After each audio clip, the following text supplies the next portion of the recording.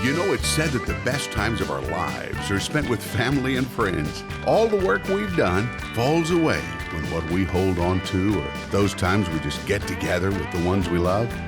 Stories and laughter flow. Well, that's why we named this latest Country's Family Reunion Gettin' Together. Because when we get together with our favorite country music legends, just like our own families, the stories and the laughter just comes pouring out. Oh, and we sing some great songs too. Hosted by Whisper and Bill Anderson and featuring several new country music legends who wanted to get together with us. Once again, we capture precious memories you'll enjoy for years to come. So why not sit a spell and listen in on Country's Family Reunion Gettin' Together.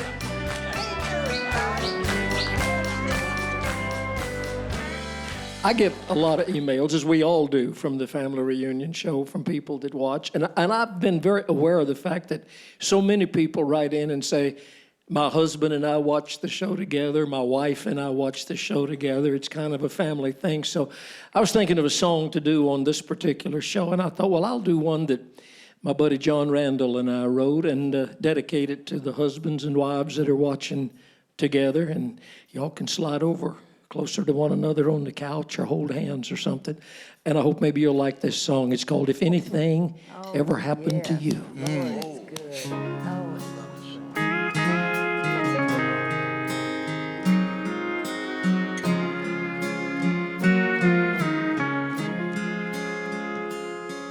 He was sitting on the front porch with his wife of 50 years.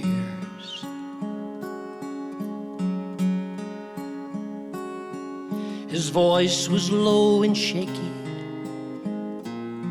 and his eyes welled up with tears.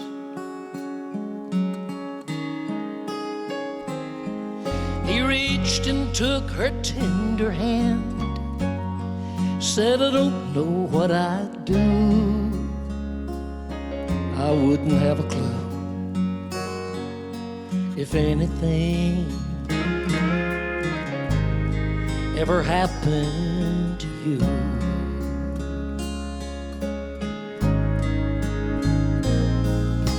You've been here beside me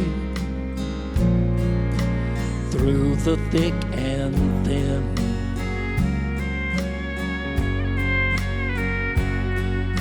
And we don't have as far to go as we've already been.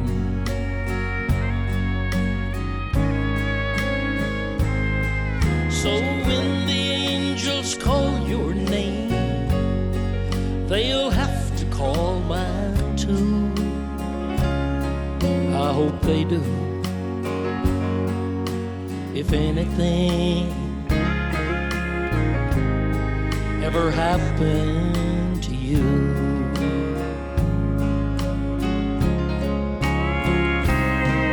They might as well just take me out in my Sunday best and bury me. And if I've got a half a dozen friends left by then,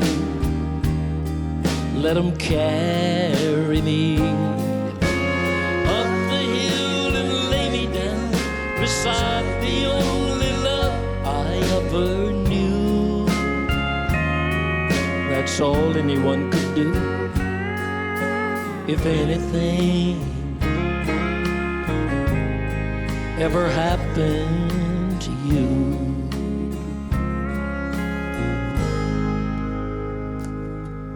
She looked at him through tear-filled eyes and touched her wedding band.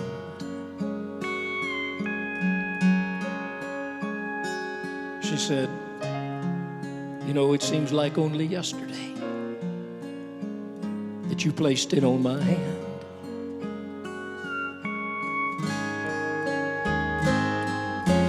Far beyond the walls of time, my love will still be true, but I'd break in two if anything ever happened to you.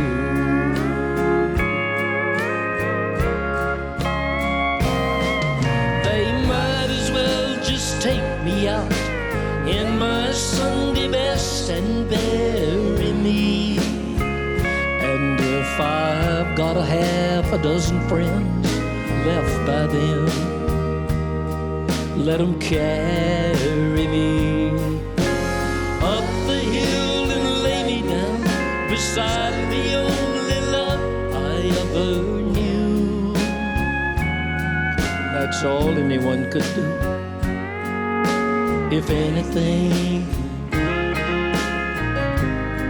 ever happened to you,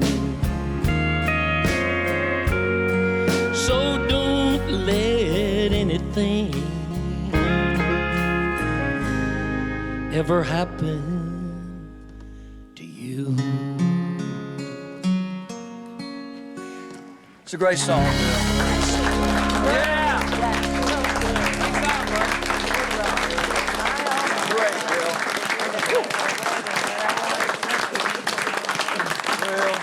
Thank you. Bless your hearts. Thank you very much. You could do it like We that. talk all the time about this great band, and they just seem to get better all the time, and they work so hard to help us all out. Real quick, we get so many people want to know who all the band members are. Let me start with the drummer. Good place. For those of you that weren't here, on one of our previous shows, I introduced the band and forgot to introduce the drummer. So we'll start. That's John Gardner back on the drums, back there in his little cage. The Johnson boys. On the piano, Mr. Dirk Johnson. On the steel, of course, Mr. Mike Johnson. On the fiddle, Hank Singer. On the bass, David Smith. And the sheriff. People want to know if you're a real sheriff, because on Larry's Country Diner, of course, he plays the part of the sheriff. I like donuts, but You keep law and order at Larry's Country Diner. The great Jimmy Capps on the guitar. And acoustic, that's easy for you to say, acoustical guitar and banjo sometimes, Mr. Les Singer. All the group, we thank y'all very much. That's a great line. That's good. That's quick. It's been a long time since I've had writer's cramp. Y'all doing good? yeah, you. I'm doing very well. How you like my shirt? Nora Wilson, Hall of Fame singer, songwriter, producer. Been around for years and years. A great friend of mine. Still produces me to this day. So, shout out to Nora. Shout out to Nora.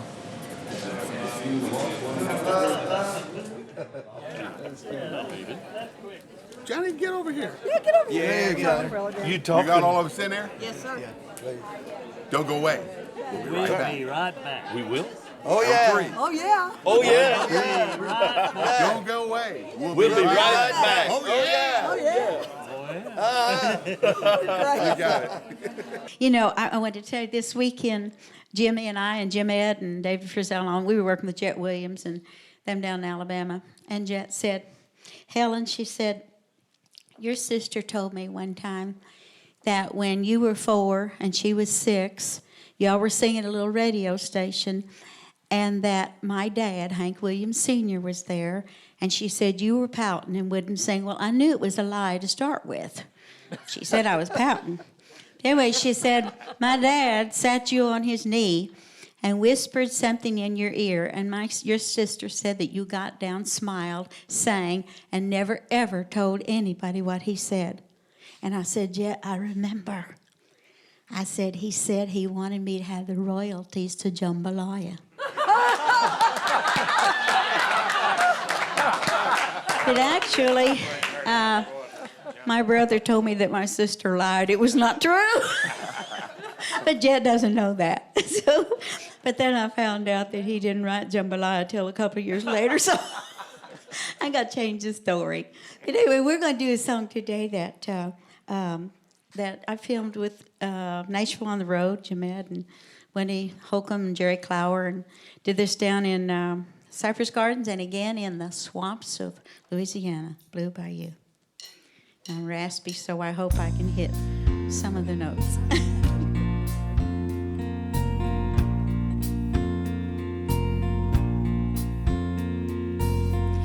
If you so bad, got a word mine. I'm so lonesome all the time.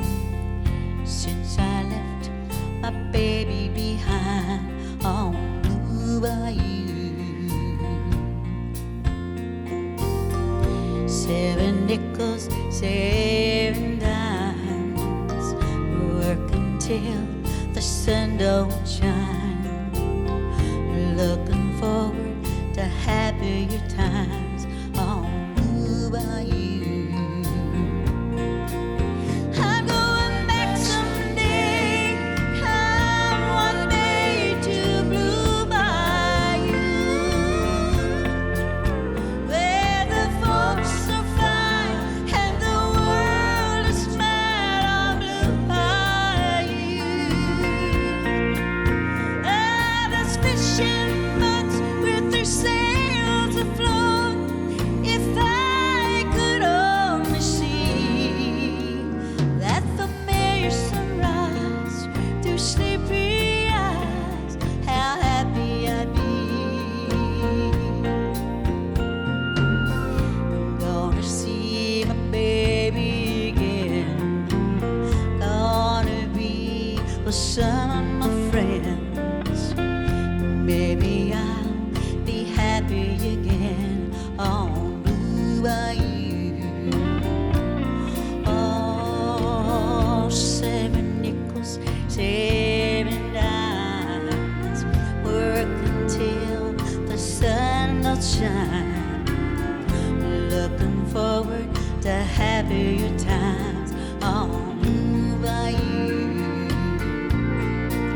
I'm going back someday, come what may, to Blue Bayou, where the folks are fine and the world is mine on Blue Bayou.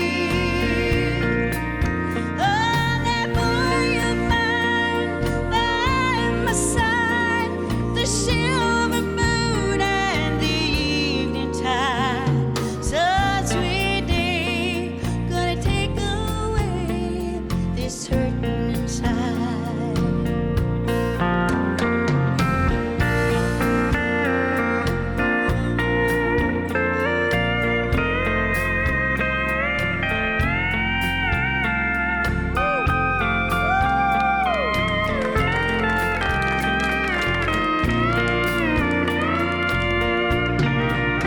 Oh, that boy of mine by my side, the silver moon and the evening tide, some sweet day, gonna take away this hurting inside.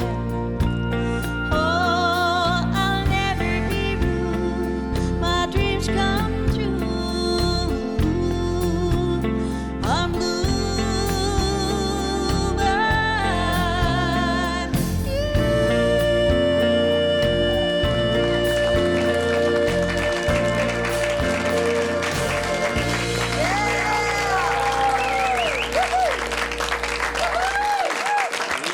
That's great, Helen. Well, I didn't hit my notes, but I've been Oh, you raspy. So. did.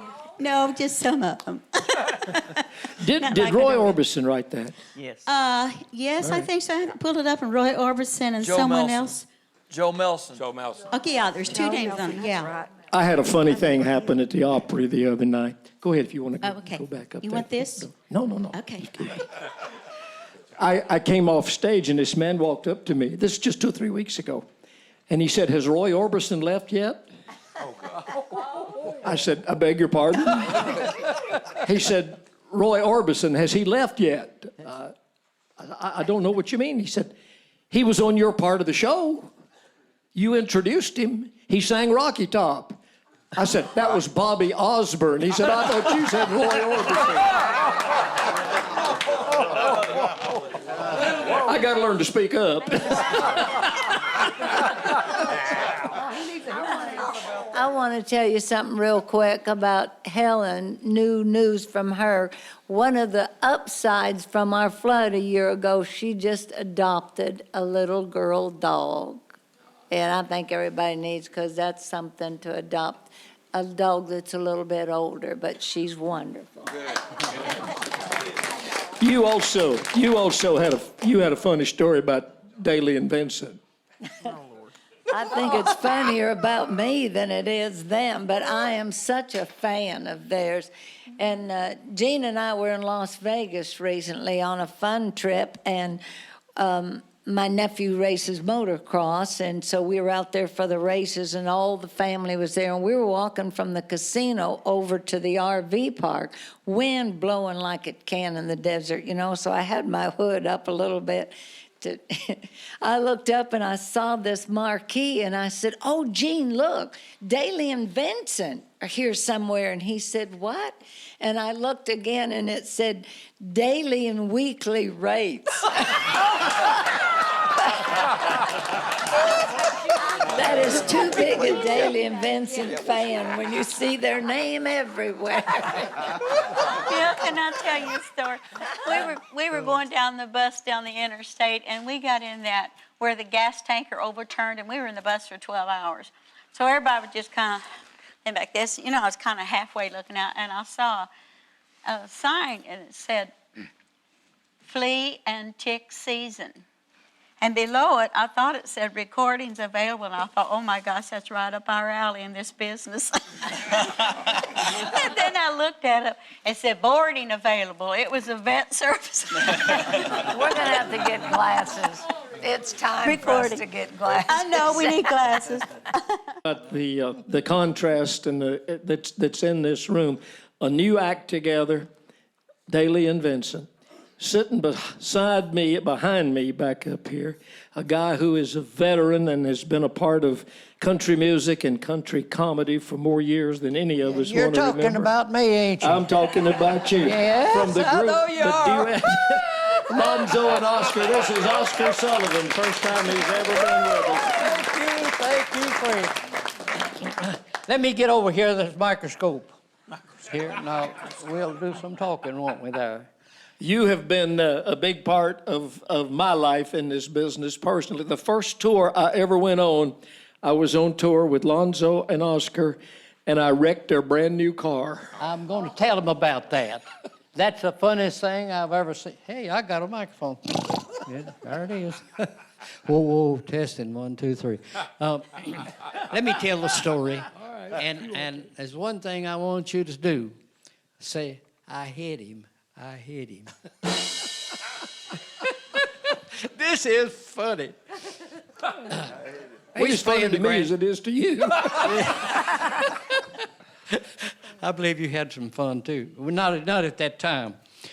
You know, we played the Grand Ole Opry, and we had a new member.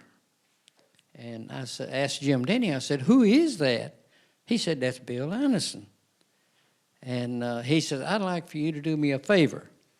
Says, I have booked the Grand Ole Opry at 5 shows away from home, Colorado, or somewhere over there. And says, I want you to take care of him. He was about 18 or 20. How old was you, Bill? Yeah, that's about it. About it? That's what 20, I thought. think. Well, I heard him on the Grand Ole Opry, and it really pleased me. I thought, well, that youngun's going to mount something. Yeah, I know he did. And anyway, I said, I'll be glad to take care of him. And I've been around a little bit, and he might get lost or something, you know. And so here we took off. All got in the car. We drove. And Bill sat over there and slept. And we got up on top of a mountain. And Bill says, why don't you let me drive? I know how to drive. I mean, I'm a good driver. And someone said, yeah, let Bill drive and let us get a nap. So we put him under the wheel right on top of that mountain. And he started out, he's doing fine. Great, everything. We all was dozing off. And all at once, the car started swerving. You know, and I said, what's going on? And Bill says, look out there in front of me. Says, there's a deer right in front of me. And every time I pull to the right, it does too. I pull to the left, and it does too. He says, what did you say? I said, I can't miss it. I can't miss it. And I didn't miss it. Well, Cousin Jody raised up in the back seat and said, and he did. But you said, I'm going to hit him. I'm going to hit him. Yeah, I did. And he did. Well, we went on in town there. And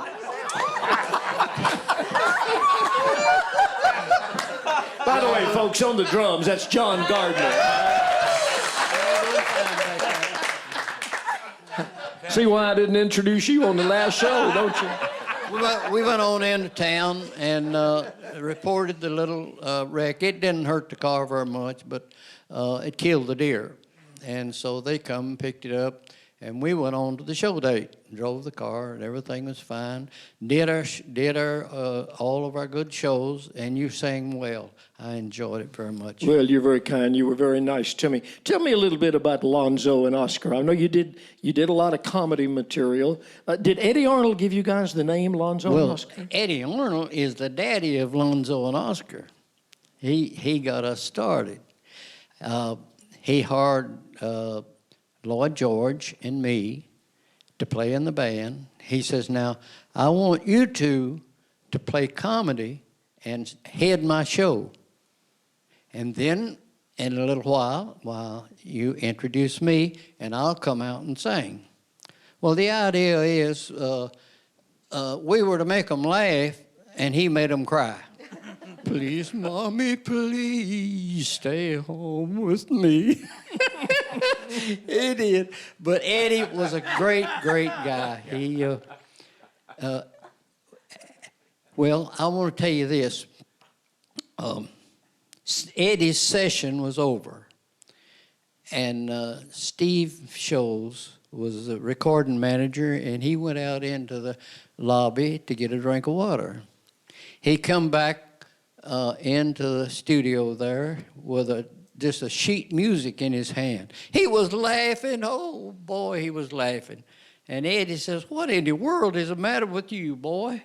He says, I got a song here that will rock America. And Eddie says, well, give it to me. I need a hit bad. So he gave him the sheet music, and my Gallus is down again. He gave him the sheet music, and Eddie looked at it, and he went, whoo, my goodness. Steve, I'm trying to get in the business, not out of it. See? So Eddie says, well, I'll tell you what, I got a couple of guys here that can record this. I mean, today. Just give them the sheet music. They can read. Give them the music, and they will get it down. Give them 2 hours, and then we'll take another 3 hours and record that song, I'm My Own Grandpa. Well, we did. We worked on it, and of course, we had to read it because it's a mess, friends. I'm telling you, I'm My Own Grandpa's a mess. You wait till you hear it. So we did the session on one of these old wire recorders. And so about 3 weeks, Steve Scholes released the song.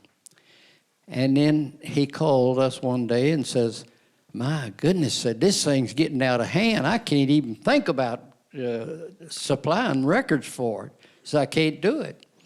I said, well, what are you going to do? He says, well, we're going to get the council together and we'll find out what to do.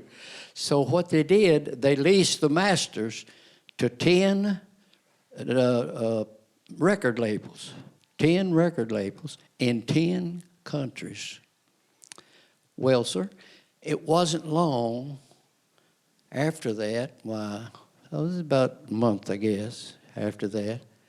I got a check from RCA Victor, and it looked like my Social Security number. They had sold 3,554,000 records on that thing.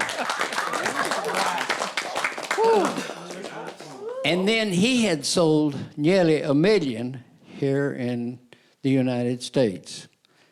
But the funniest thing, we was sitting in the studio and there's a couple of guys with white jackets on came in there and says, I'm looking for Lonzo and Oscar.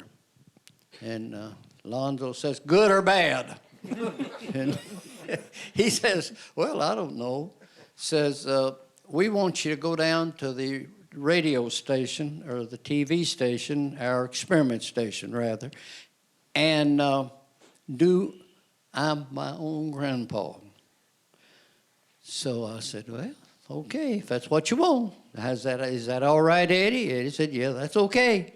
So we went down to the station, and while we was down there, we sang this I'm My Own Grandpa. Well, the idea was to see how far the station would go out, would reach out, see. And they had 11 men hired to go different places and listen to see, you know. And so we sat around there for a while, and wasn't long until they came in. And so Steve said, did you hear it? He said, no. Did you hear it? No. Did you hear it? No. Did you hear it? No. And then had a little silence there, you know, and an old guy raised up and says, I heard it. Well, where was you at? 2 blocks down the street. Do you still sing I'm My Own Grandpa? Can we talk you into singing it? Yeah. Even without Alonzo with you? Yeah, I'm going to do it by myself. All right. And I'm going to listen. It's a very, very complicated thing. I don't see how in the world you ever learned the words to it, because it is. We read them off of the paper. Yeah. But in later years, of course, you did it live. You going to get up with the band, or you going to just do it right here? No, I'll get up with the band. Okay. All right, I think they're all mighty fine looking folks there. And so I like a good backup, you know, and they are a good one. So I'll just take my microphone off if it's all right. Yeah. Oh, thank you. I thank you for the privilege of meeting with y'all here at the family reunion here, and all of you folks out on the air. I'm wearing my costume that I wore all through Lonzo and Oscar. And it's pretty too, Lonzo. All righty. Let's get up there and see what we can do. I'm a little bit young here, and you lead me around there. 92 will get me, I guess. Are you 92? 92, going on 93. My goodness. And friends, thank you for I don't know how long this going on is going to be, but if the good Lord keeps on, I'll sure enjoy it. So I have written some songs, gospel songs and everything. But anyway, this is another day. We're going to try to sing you I'm My Own Grandpa. It sounds funny, I know, but it really is so. Somebody gonna help me? Oh, I'm my own grandpa. Now, many, many years ago, when I was 23, I was married to a widow who was pretty as could be. This widow had a grown-up daughter who had hair of red. My father fell in love with her, and soon they two were wed. This made my dad my son-in-law and changed my very life. My daughter was my mother, 'cause she was my father's wife. To complicate the matter, even though it brought me joy, I soon become the father of a bouncing baby boy. This little baby then became a brother-in-law to Dad, and so became my uncle, though it made me very sad. For if he was my uncle, then that also made him brother of the widow's grown-up daughter, who of course was my stepmother. I'm my own grandpa. Sing with me if you want to. I'm my own grandpa. It sounds funny, I know, but it really is so. Oh, I'm my own grandpa. Well, father's wife then had a son who kept them on the run, and he became my grandchild, for he was my daughter's son. My wife is now my mother's mother, and it makes me blue, because although she is my wife, she's my grandmother too. Now, if my wife my grandmother, then I'm her grandchild. And every time I think of it, it really drives me wild. For now I have become the strangest case you ever saw, as husband of my grandmother and my own grandpa.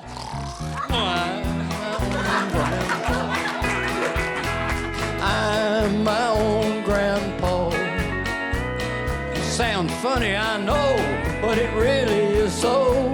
Oh, I'm my own grandpa. Thank you. Thank you. Oscar Sullivan, Lonzo and Oscar for so many years. They didn't know all this good talent around here, did they? What a treasure. Thank you for being here with us and sharing that song. They don't write them like that anymore, do they? They don't write it. And I'm going to sit down and try to behave myself now. All right. All right. Thank you very much. Absolutely. Yes, sir. Oscar Sullivan. Anybody here ever gone on stage, ever had an MC forget their name Oh, they call while me they were out Linda there? Evans. Yeah, okay, lots of us have. We were at the Valley. She wishes. We were at the I wish- Big I wish- E Exposition, up in Massachusetts. Yes, Massachusetts. And this MC came on and said, and here he is, Big Ed Brown. I've answered to Joe Bandy for years. Joe Bandy? Joe Bandy. Yeah, everybody said, good to see you, Joe. And but people have trouble saying Bandy. It's Mo Brandy or Mo Bambi. And I'm always called. But Mel Tillis, first time he said, nice to meet you, Bambi. What is it really, Mo? Be honest with us. My real name is Mo Bandy. My name, my Tell real. the truth now, Mo. You could have gone all day without bringing that out. My real first name is the same as John Wayne's real first name. Francis. Marion. Now, when you got a name like Marion, you better go get you a nickname real quick. I know all about a boy named Sue, believe me. Yeah. I'm sorry about that, Mo. Yeah, and you brought it up. Yeah. When we had, a lot of you know from firsthand experience, the big flood, and when the Opry House was underwater, still being, redone, I was hosting the Opry Country Classics that they let me do a few times during the year, usually at the Ryman. Well, there were shows at the Ryman during that time, when the Opry House was down. So we did them across the street. Is it Second Baptist Church? That's Two Rivers.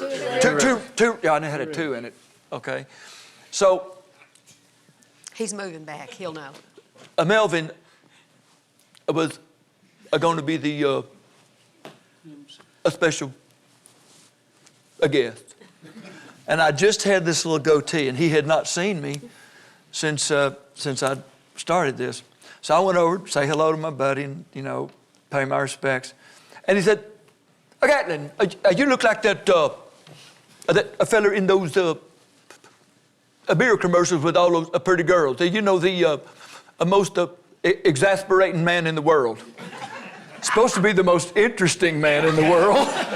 But to Melvin, it was exasperating. Little confused the boy was. I think the best introduction I ever got was when they hired a TV weather girl to come to the auditorium to introduce all the acts on a country show. Well, you know how much she knew about country music. And I was standing over in the wings, and she said, I knew the minute she walked out, she didn't have any idea who I was. And she said, well, this next act, you really gonna like him. I wasn't gonna tell her anything. He's got on a black suit. She just stumbled around for about finally she said, Come on out here, boy, and tell them who you are. It worked for Grandpa. Oh, wow. Yeah. Oh, my. Jan Howard. Yes, sir. You've been very quiet today. Yeah. I know you were I've talking. We been talked about listening. Mickey Newberry a while ago, and you were telling a couple of Mickey Newberry stories that I thought were interesting. Share them with us.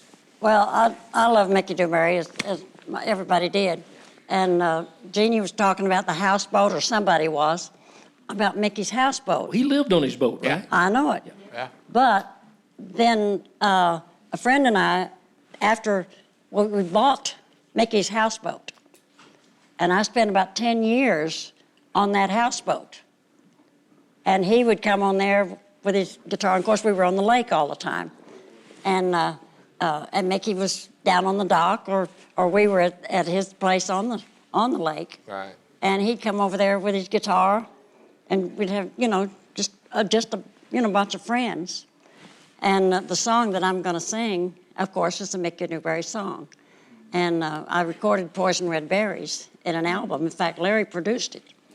And this is one of my favorite songs, and it's called Remember the Good. And he sang it to me on the houseboat that day. Did he write it on the boat, or do you know? No, he just came on the boat and was singing the songs, fiddling with the guitar. And he knew I was looking for material.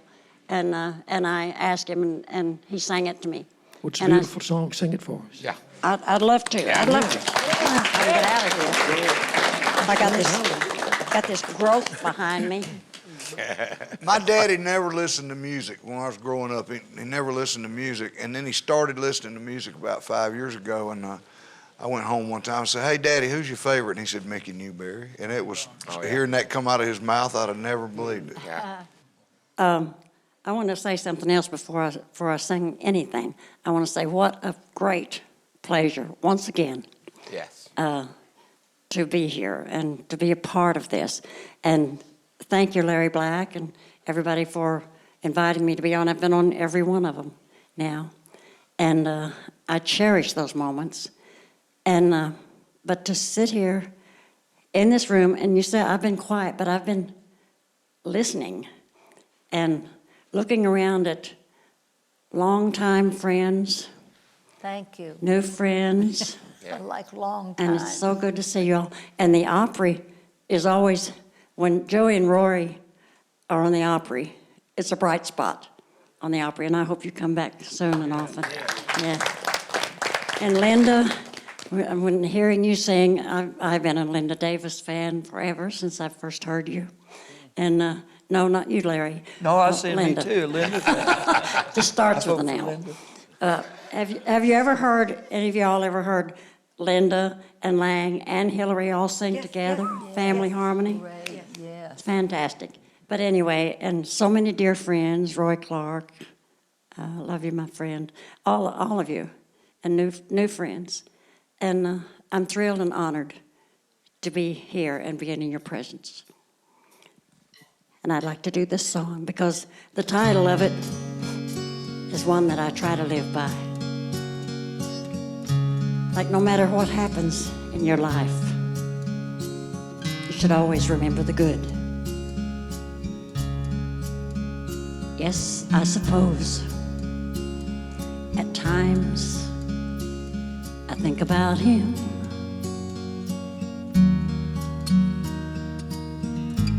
He was once so much a part of me.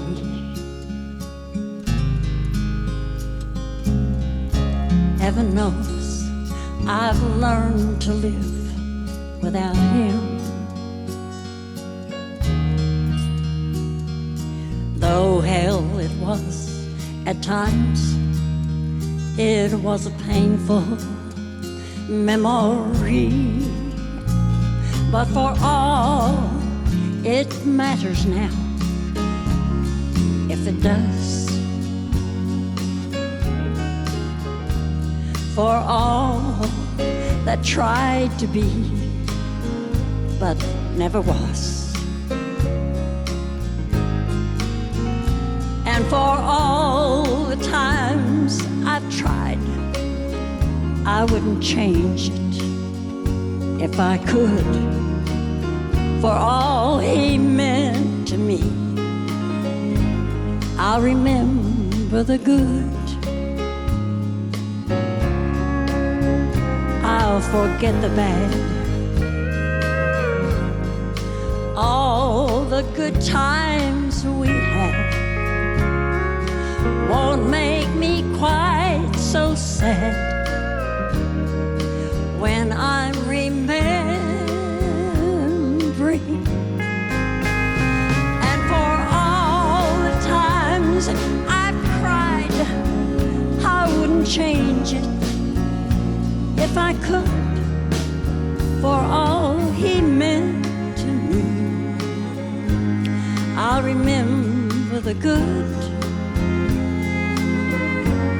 for all he meant to me. I'll remember the good. Yes, I will. Yeah, Jan. Thank you.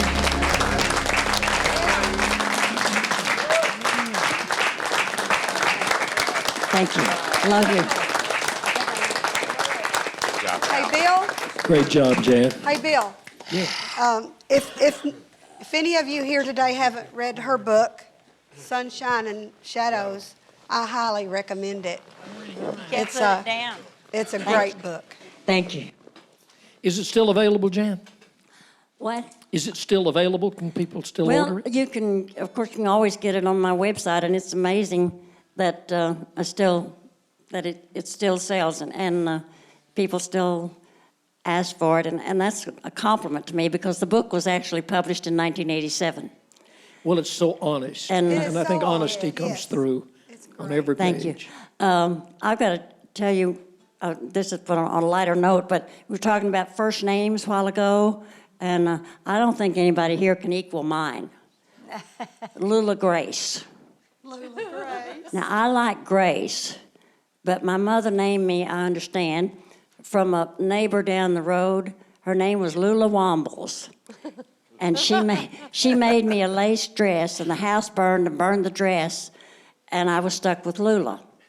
And so all those years, I was Lula Grace. I liked Grace, but I did not like Lula. And of course, when I started recording, the producer said Lula Grace wasn't too commercial. So he said, think of another name. I said, well, Grace is okay, And he said, no, it sounds cold. It sounds hard. I said, didn't hurt Grace Kelly. And but anyway, we came to Nashville, and by this time, it was Jan Howard. And I chose that from, I went through all the baby books, and I didn't like any of those, and so I started to the months of the year. So Jan is actually from January. Oh. And that's how Jan came about. Howard. But I went January Howard. But I got tired of writing my legal name. It was Lula Grace Howard. So I went to court to have the name changed. And the judge said, Miss Howard, is there a reason? Because you have to have a reason to have your name changed. I said, sir, if your name was Lula Grace, and he said, enough said.